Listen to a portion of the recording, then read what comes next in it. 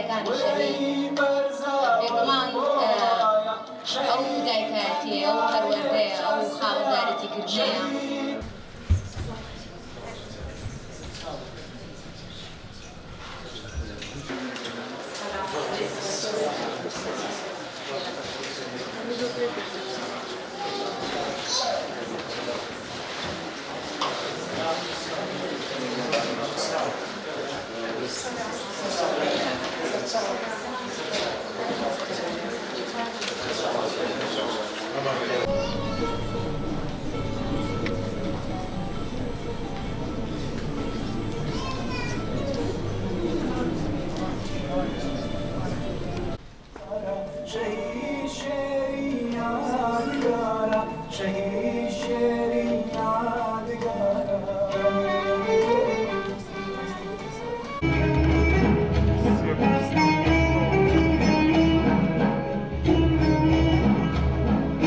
هیچ زەمانێک نییە وەکو ئێستای ئێمە هەر لە خۆیدا مێژووی هەزاران ساڵی نووسی بێتەوە.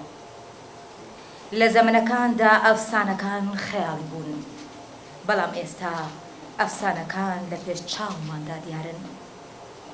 هەر بە بەرچاومانەوە باڵ دەگرن و بە زەماندا تێدەپەڕن. ئێمەش هەر ئابڵەقیان دەبین. آخر کێ دەتوانێت وەکو مرۆڤێکی ئاسایی لە زیلان بڕوانێت؟ هیچ بیرت کردووەتەوە کە ئایا باڵەکانی ڤیان چەند لە باڵی سیمرغ دەچن؟ لەکوێی دنیادا هەبووە ژن بە کراسی ئاگرینەوە سڵاکات؟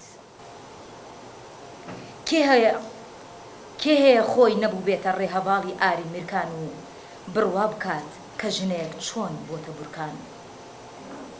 گەر بشمەوێ خۆم لە خوێندنەوەی چیرۆکی ئەفسانەکان بە دوور بگرم، خۆ ناکرێ نەزانم ساکینەکەیە. تیاماوم من دەبێت چەند ساڵ بە شوێن ڕاستی ساکینەدا بگەڕێم. ئابێستا خاپورم بینی و هەر لە شوێن ڕاستی ساکینەم. زۆر دۆغاویانم بینی و ئیتر بوومەتە گەڕیدەی ڕێی ساکینە. دەمویست لە گوڵستان بپرسم، بەڵام گوڵستان خۆی بوو بەچی؟ ئەی ئێستا چۆن گوڵستان بخوێنەوە؟ بەزار زار هەزار و یەک شەوی دەوێت بۆ خوێندنەوەی ئەم داستانە. چەند گیرۆدەم هەر نازانم. ئەو لەو ژوورە و من لەم خوارە چۆن بە خەیاڵ بیدۆزمەوە، چۆن بە گردنی پاییزی شارە زوورە بیگۆڕمەوە.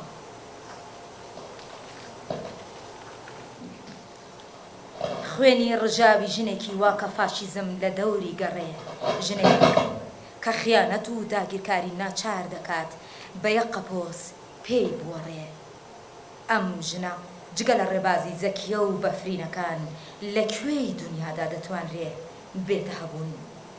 من چۆن زمانم پێ بگات تا لێی بپرسم ئێوە کێن؟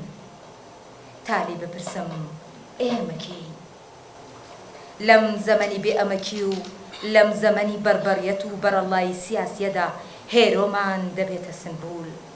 ئاخر ئەگەر بیری ناگەهان نەبێت لە زەمەنی نێرە پلاستیکەکانی سەرمایەداریدا لە سەردەمی پیا و گرگنەکانی پوچیدا چۆن هێرۆ دەبێتە شەهید؟ بنوارن هێرۆ چەند لە شۆڕشەکەی کۆمە ئامانەدەبێت، چەندە لە سروشتەکەی باشوور دەچێت. ئێستا دیارە هێرۆکێ، بەڵام ئەی باشە ئێمە کەین؟ دەمانەوێت ڕێی هەواڵی شەهید بین، دەمانەوێت بە کێوی ئامانجەکانی شەهیددا هەڵگەڕێین، دەمانەوێت خەیاڵەکانی شەهید لە خۆماندا بژێنین. ئەوە ئێمەین بە سەدان هەزار برینی شەهیدەوە لە تێکۆشانداین. ئەوە ئێمەین پڕین لە شەهید. لە گوڵستانی شەهیداین و بەدەم چینەوەی گوڵە هێرۆکانەوە بەردەوامین. ئەوەش ئێوەن خائین لە نێو زلکاوی مردندا سەما دەکەن. ئامادەبوانی بەڕێز خانەوادەی سەربەرزی شەهیدان ڕۆژنامەنووسان میدیاکاران بەخێرهاتنتان دەکەین بۆ یەکەمین ساڵیادی بیرهێنانەوەی شەهیدانی ڕاگەیاندنی ئازاد شەهید گوڵستان تارا و شەهید هێرو هادی.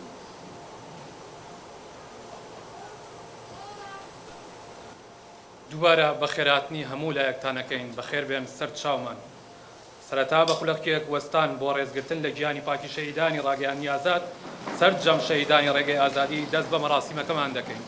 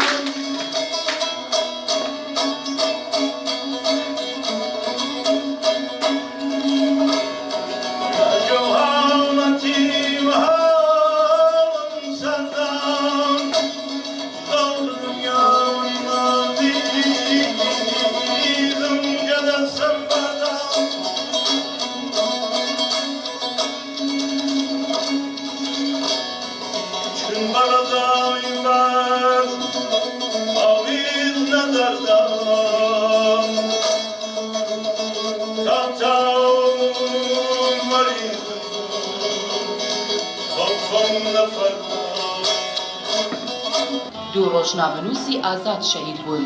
بیرم بۆ ناوەکانتان چوو، بەڵام دەمگوت ڕەنگە ئەوەی بیری لێ دەکەمەوە تەنها دڵە خوپەیەک بێت.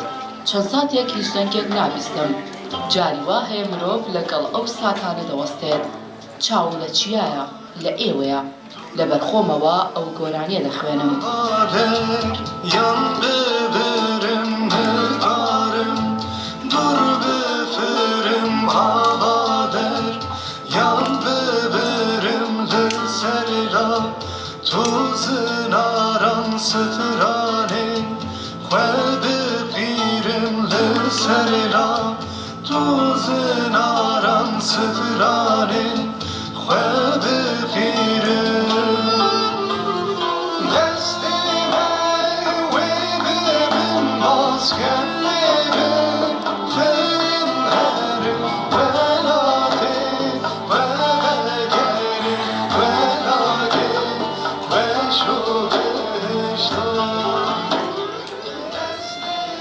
گەریادگەی مێژووی هەڵبدەینەوە گەلێک هەیە کە تێکۆشانی دیموکراسی و ئازادی بەڕێوە دەبات. تاکو خۆی نەگەیەنێت بە ئازادی دەستبەرداری تێکۆشانی ئازادی نابێت. هەندێک ساتی مێژووی لە ڕۆحی ئەم گەلەدا بۆ هەمیشە دەمێنێتەوە، وەک سوێندێک، داستانێک، وەک ئاگرێک دەگاتەنەوەکانی داهاتوو. یادی گوڵستان و هێرۆ وێنەیەکی نەمری. ئەم دوو ناوە تەنها هێمانین، بەڵکو ژیانێکی ڕاستەقینەن کە بە خوێن کێشران. ناویان بوو بە مێتافۆرێک لە نێوان جوانی گوڵ و ئاگر. ژیانێک کە بە ئاسانی بەدەست بهێنرێت ژیانێک نییە کە شایەن بێت هەروەک ئەو مردنەی کە هەندێک کەس لە دەستی ڕادەکەن بۆ هەندێکی تر ڕێگەی ژیان و ئازادیە.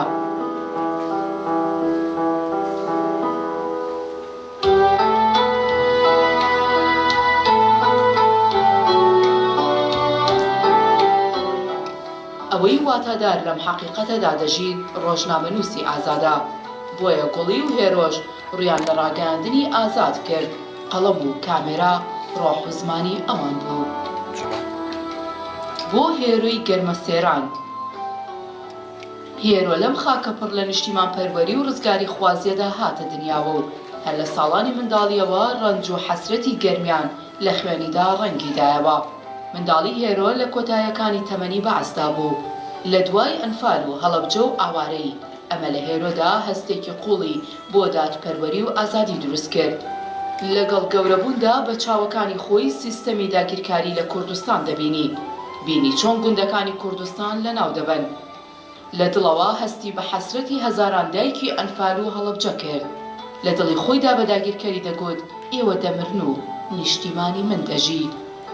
وەک گەنجێک بە خواستی ئاشنابوون بە حەقیقەتی گەلەکەی بە دوای ڕاستیەکاندا دەگەڕا و هەر لە منداڵیەوە بووە شاهیدی زۆر سەردەمی مێژووی گەلەکەی. تووڕێی و لێگەڕینی بەتایبەت لە دژی ئەوە بوو کە ژنی دەچەوساندەوە ئازاری ژنێک کە لە نێو نەریتە فیوداڵەکان و پێوەرەکانی سیستەمدا گیری خواردووە لە دڵەوە هەست پێدەکرد و بێ ئەوەی سەری دانەوێنێت هەڵوێستی خۆی نیشان دەدا. لەگەڵ هەستەکانی تێکۆشانی ئازادی تەمەنی گەنجی خۆی تێپەڕاند هیچ کات نەبووە بکەوێتە بەربای دەردەکانی سیستەم و ڕۆحی ئازادی خۆی پاراست. ڕۆژنامەنووسی ئازاد بەرگەی هەر ناخۆشیەک دەگرێ و بۆی واتایەکی هەیە. هێرۆش هەر لە یەکەم ڕۆژەکانی ژیانیەوە بە حەز و عەشقێکی زۆرەوە خەباتی ڕۆژنامەگەری هەڵبژارد. دوای چەندین ساڵ فێربوون و خۆپەروەردەکردن لە هەموو بارەکاندا خۆی پێشخستە بوو. ئەو خۆی لە یادەوەریەکاندا دەبینی هەندێک جار وەک گوڵ دەپشکوت هەندێک جار لە پشتی هەورێک هون دەبوو. لە نەو سیستەمێکدا کە ژیانی کردووە گرێکوێرەیەک کەوتە ناو هەستی وڵات پارێزیەوە هەموو بەیانیەک ڕووی لە خۆر دەکرد و ڕۆژەکەی بە هیوایەکی نوێ دەست پێ دەکرد. واتای بە هەواڵەتی دەبەخشی ژنبوونی پاشپەڕۆ و نەریتی پیاو سەلاری و پەیوەندیەکانی دەسەڵاتی ڕەت دەکردەوە و لە شوێنیدا پەیوەندی ڕاستەقینە و سروشتی دادەمەزراند. بۆ ئەوە شتێگەشتن و تێکۆشان و ڕێزی لە خۆیدا قوڵ دەکردەوە. باوەڕی وابوو گەر سەر بکەوێت هەست و فکر و هەڵوێستەکانمان ڕادەست دەکاتەوە. لە خاکەڕایی ئەودا مرۆڤ خۆی پاک دەکردەوە. شەهید گوڵستان و شەهید هێرۆ ڕووناکی چیان کە وڵاتمان دەدرەوشێننەوە. ڕووناکی ڕنگدانەوەی حەقیقەتە ئازادیە و سەر لە نوێ ژیانەوەیە. ڕووناکی یەکسانی نێوان خود و ئەوانی دیکەیە. هەردووکیان ماڵ ئاواییان لێ کردین و بوون بە هەمیشەیی بەڵام لە بیرکردنی ئەوان لە بیرکردنی خۆمانە.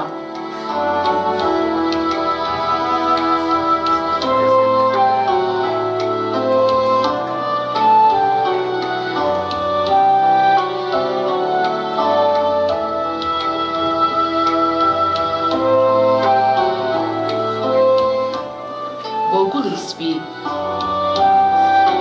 تماشاوان هێژا بیرۆ باژەرێ دێرکێنە هێنها بە ئەرکە خەبەرەسنێژن هەبێجێ نەکە پێوانان دکن چاوە باژەرێ دێرکی بتوارێزن بەرخەدانیە گەل ئەمێ ژوان بپرسن. گوڵستان تارا لە گوندێک لە دامێنی سپی چیاکانی باکووری کوردستان لە نێو خێزانێکی دڵگەرم چاوی بە ژیان هەڵهێنا.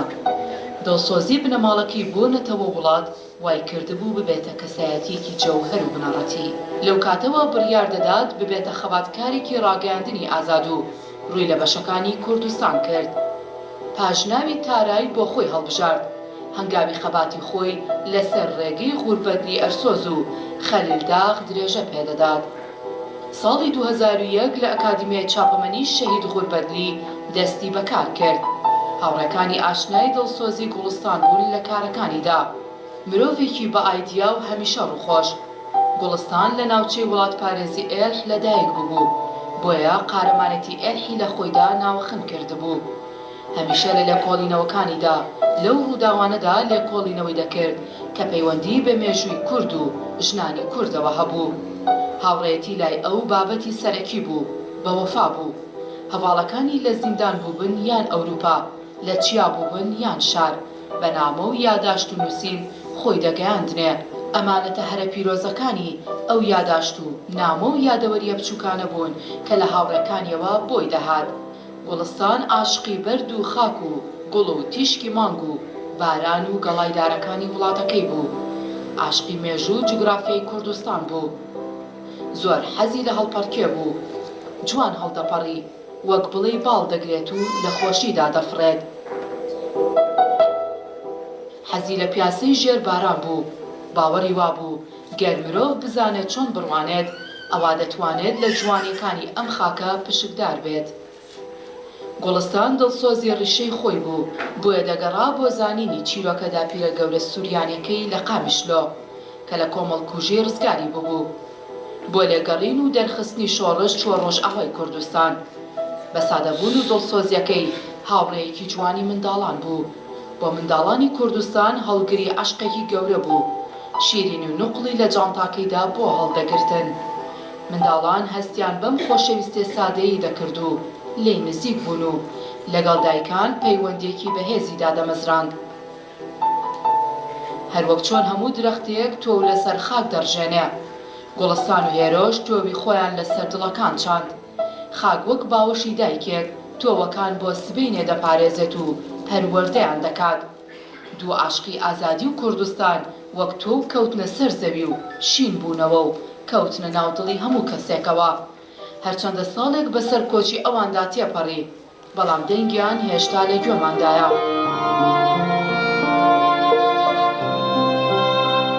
زیاتر لە کتێبێک، ڕنگدانەوەی باوەڕێک، تێکۆشانێک و ڕۆحێک بوون. بە ئاواتی دروستکردنی داستانێک بوون کە نهێنیەکانی شاخ، عەشق و ئازادی و جەوهەری بەرخۆدان پێناسە بکات. دەبێت کۆمەڵگە ئەوان بناسێت، واتای وڵات پارێزی و دۆستایەتی و شۆڕشگێڕی لە ژیانی ئەوانەوە فێر بێت. بزانن ڕێهەواڵەتیەکی ئازاد چەندێک مرۆڤ جوان و شکۆمەند و هێژا دەکات، لەمەدا ژیان واتادار دەبێت.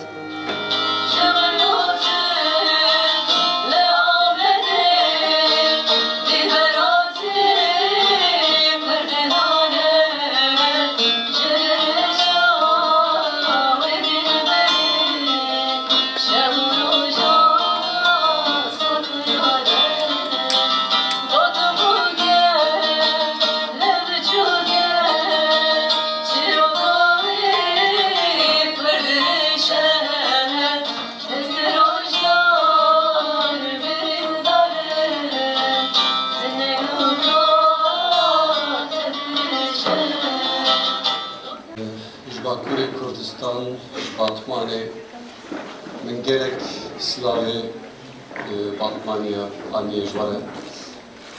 Îro salek derbas bû ser şehîdbûna Gulistan Tara û Hêrûbadên. Salê berê çi ez hatibûm birê dîsa min ji bo cenazê Gulistan Tara bibim Batmanê. Hîn gêjî ya Hêrûbadên bixem bû, dilê wî diîşiya, dilekî bixem bû. Wê rojî me hembêz kir hev, îro jî em hev hembêz dikin. Salek derbas bû, êşa me hêjî zindî ye, êşa me hêjî mezin bûye. Piştî şehadetbûna Gulistan Tara û Hêrûbadên di vê wêneyê de hûn dibînin hevalê me dijî wek Ezîz Köylüoğlu wek Nazım Daştan wek Cihan Bilgin şehîd ketin. Ev jî tê vê wateyê ku Gulistan Tara û Hêrûbadên û ev hevalêdên piştî ve şehîd ketine di rêyeka rast de bûne. Armanca ve rast حقیقت درخن هولی آرمانجا و قتل کرنا جنین کرد شرع قریش اکل کردستان الباکور باشور تمشاندن و درخن هولی به قلم آخوا به کامera آخوا armanca ew bû. Ew şagirtê Gurbettelî Ersöz, şagirtê Apê Musa bûn. Ew keda Apê Musa, keda Gurbettelî Ersöz dixwastin mezin bikin. Dixwastin kenê wa mezin bikin. Û vê wêneyê de dibînin ku hevalê me tev jî dikenin ji Nazim Daştan ji Cîhan Bilgîn heta Gulistan Tara û Hêro Bahadîn. Bi rastî jî gavan lê dirênin dijmin en zaf ji moral motivasyona gelê Kurd ditirse. Yani bi rastî jî ev ji wî me zav giring e.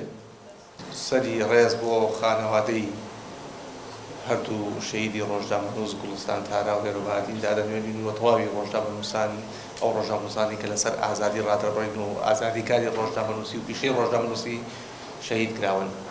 دیارە لای هەمووان ڕوونە کە بکەران کاتێک کە تاوانێک دژی ئازادی ڕادەبڕین و ئازادی ڕۆژنامەنووسی ئەنجام دەدەن کاتێک کە ڕۆژنامەنووسێک تیرۆر دەکەن پێیان وایە کە ئەم ڕووداوانە بە مروری زەمن لە دەوری گشتیدا تێپەڕ دەبێت و لەبیر دەچێتەوە. بۆیە ڕێخستنی ئەم جۆرە مەراسیمانە پەیامێکە بۆ هەموو ئەوانی کە تاوان بەرامبەر بە ڕۆژنامەنووس ئەنجام دەدەن کە ئەم کەیسانە بە کراوەیی دەمێننەوە و ئەمڕۆ خاوەن مافەکان ناتوانن مافی خۆیان وەربگرن، بەڵام ڕوودە ڕەنگە ڕۆژگارێک بێت کە بتوانن مافی خۆیان وەربگرن.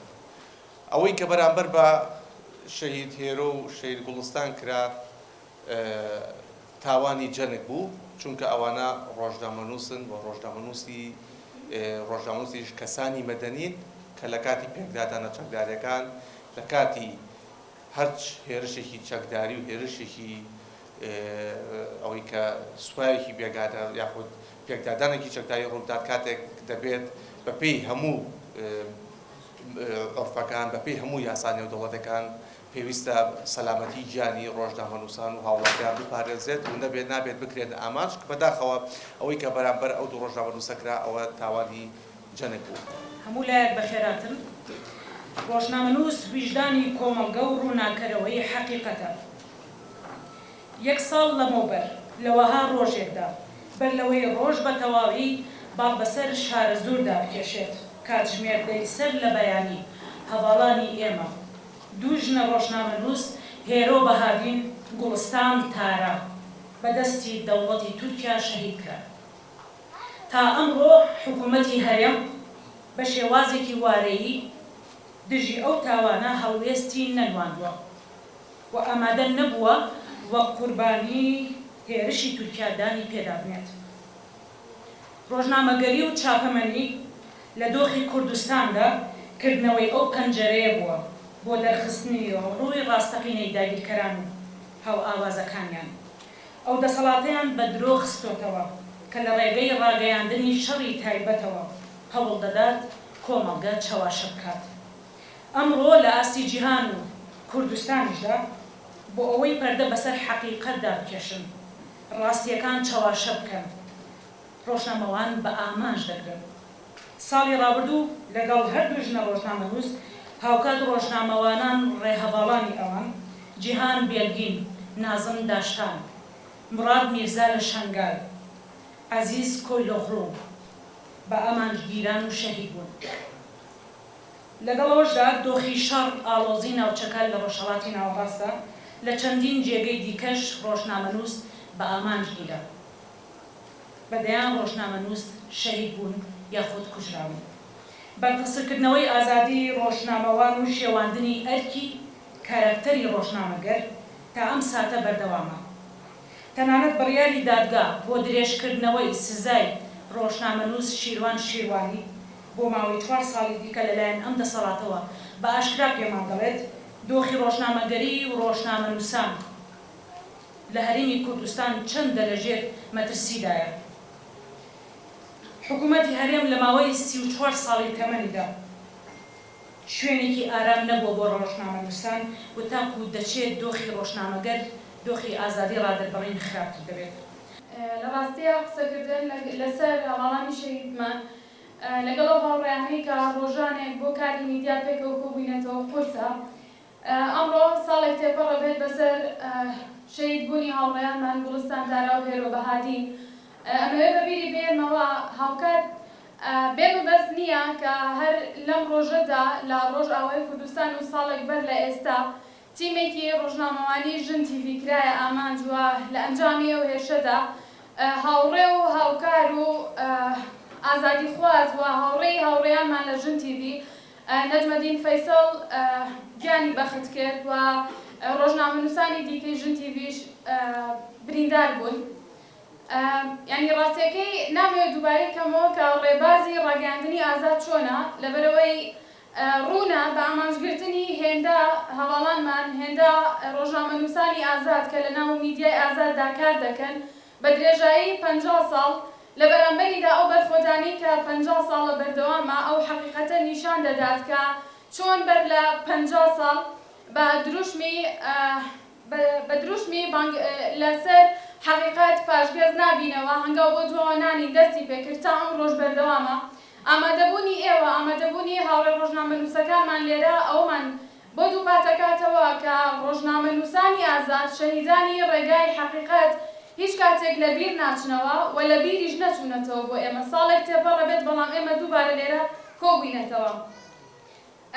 بە ئامانجگرتنی ژنانی ڕۆژنامەنووس دەمەوێت وەکو لەسەر ناوی ژنانی ڕۆژنامەنووسی ئازاد لە باشووری کوردستاندا ئەوە بڵێم ئەگەر ژنانی ڕۆژنامەنووس ژنانی ئازاد نەبوونایە ڕەنگە ڕاگەیاندنی ئازادیش بە ئاستی ئێستای نەگەشتایە. ئێمە میراتی ئەو ژنە ڕۆژنامەنووسانەمان هەڵگرتووە ئەم ڕێبازەی ڕاگەیاندنی ئازاد بە پێشەنگایەتی ئەو ژنە ڕۆژنامەنووسانە تا ئەمڕۆ گەشتووە کە لە دژی داگیرکاریەکانی دەوڵەت لە بەرامبەر ناسنامە خاک هەبوون لە دژی ئەو ئەقڵیەتەی کە کۆمەڵگە بەڕێوە ئەبات کە ژنان دەکاتە کۆیلە لە دژی ئەو سیستمەی کە ژنێکی لاواز دروست دەکات هەبوون و پێشەنگایەتی ئەوان لە جونگە گرنگەکانی ڕاگەیاندنی ئازاددا ئەمڕۆ ئەو میراتەی بۆ ئێمە بەجێهێشتووە کە هەمووان دەبینین ژنانی ڕۆژنامەنووسی ئازاد لە چ پێگەیەکدان و چ ترسێک ئەخەنە دڵی داگیرکەرەوە دڵی دەسەڵاتەوە تا بیانکەنە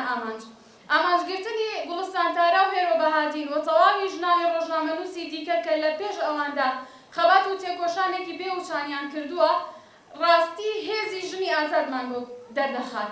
ئەو ڕاستیمان بۆ دەردەخات کە چۆن ژنان بە تێگەشتن لەوەی کە لە کۆمەڵگەدا ڕوودەدات لە ناو دەسەڵاتدا ڕوودەدات بە تێگەشتن بە هەستکردن بە ئازاری ئەو ژنانەی لە ناو کۆمەڵگەدا دەسووتێنرێن و دەکوژرێن و تا ئەو پەڕی بێڕێزیان بەرامبەر دەکرێنە کاڵاو دەکرێنە مۆدێل ئەوان پێشەنگایەتیان لە گۆڕینی کۆمەڵگەشتدا کردووە بۆ ئەوە ژنانی ڕۆژنامەنووس دەکرێنە ئامانج.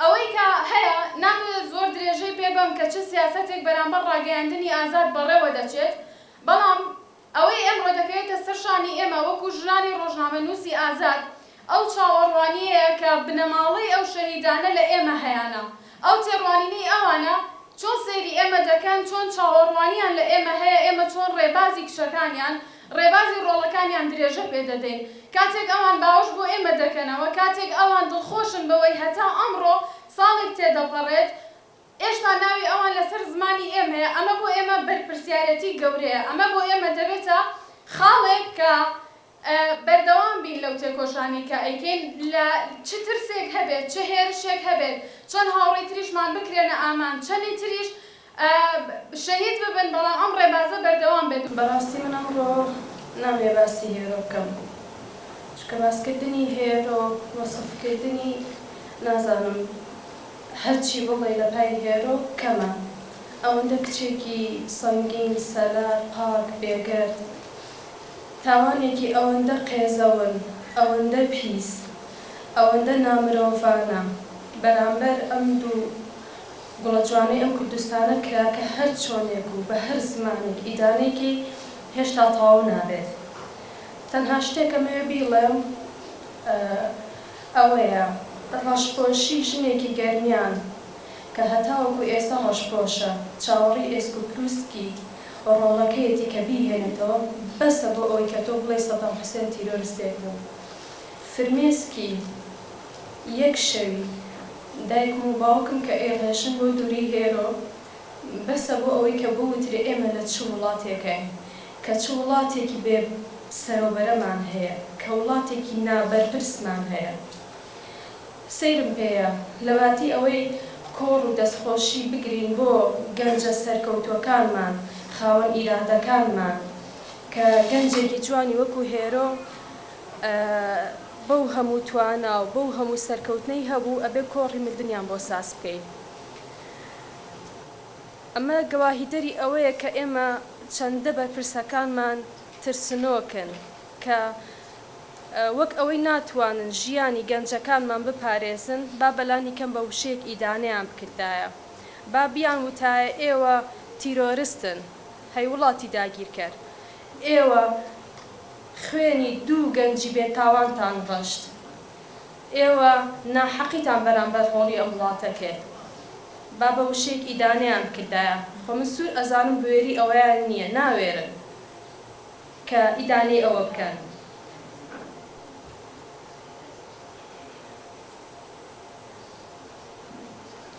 هێرۆ ڕۆڵەیەکی سپی بوو وەک پەڕی کاخەس بێگرد ئازا ئەوان بوونە هۆی ئەوەی کە هێرۆ لە نازی ئەو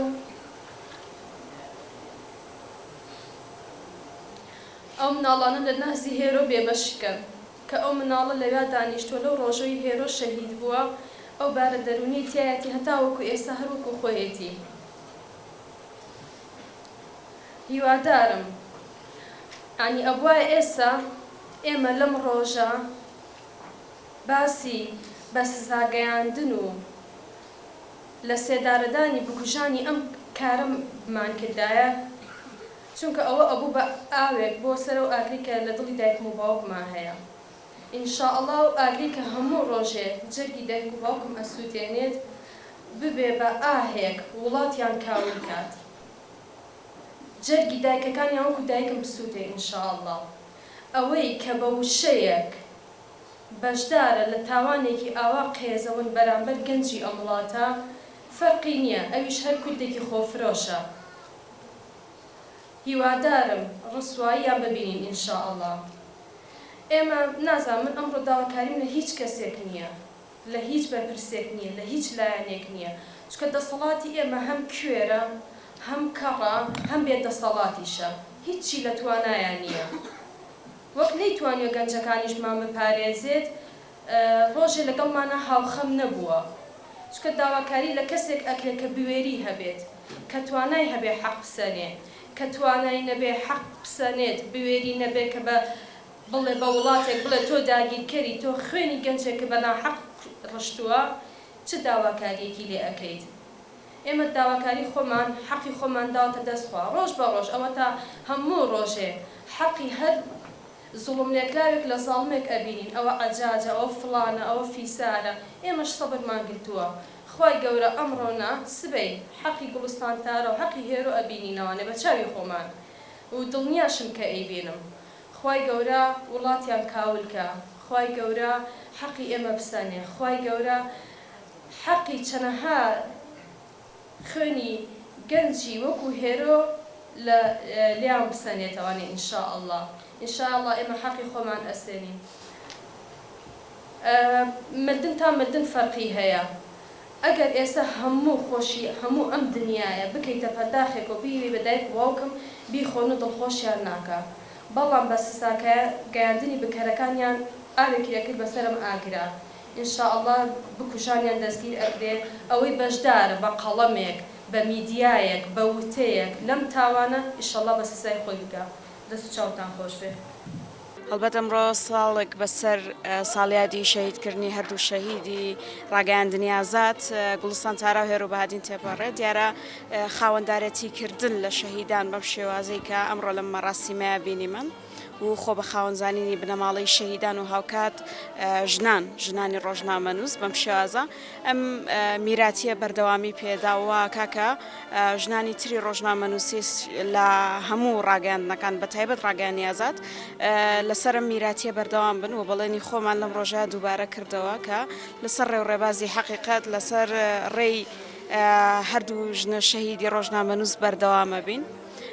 مەراسیمەکە ئەوەی سەلماند کە کۆمەڵێک میدیا هاوکات بنەماڵی شەهیدان هاوکات سنتەری میترۆ و ڕۆژنامە نووسانی ڕاگەاندن بە تایبەت چەندێک لە خەمی هاوکار و هاوڕەکانی خۆیانان چەندێک خاوەندارێتی لەو ڕێبازاکەن منکو ژنێکی ڕۆژنامە نووس بەڕاستی ئیدانی ئەو بە ئامانجگرتانەکەم دیارە هەر لە کۆنەوە ژنان بە تایبەت لە هەموو جونگەکانی کۆمەلگایە و بە تایبەتیش لە جونگەی ڕاگەاندن وەکو دەسەڵاتێکی کاریگەر بۆ کاریگەریدانە لەسەر کۆمەلگا بە ئامانجگیراون لەلایەن دەسەڵاتەوە هەروەک بینیشمان ئەبێ ئەوشمان لەبیر نەچێ هاوکات لەگەڵ ژنانی شەهیدا ئێمە ڕۆژنامە نووسانی تریشمان هەبوو وەکو ڕۆژنامە نووس عەزیز کۆیلۆغڵ و هاوکات نازم داشتان جیهان بلگین کە ئەوانیش هەر لە ماوەی ئەم ساڵەیە شەهید کران خاوەندارەتی لە هەمویانەکەم وەکو ژنێکی ڕۆژنامە نووس وە لە سەر ڕێگەی ئەوان بەردەوامە بم هەتا و کاتی کە ئەگەینەوە ئامانجی کامانەوە.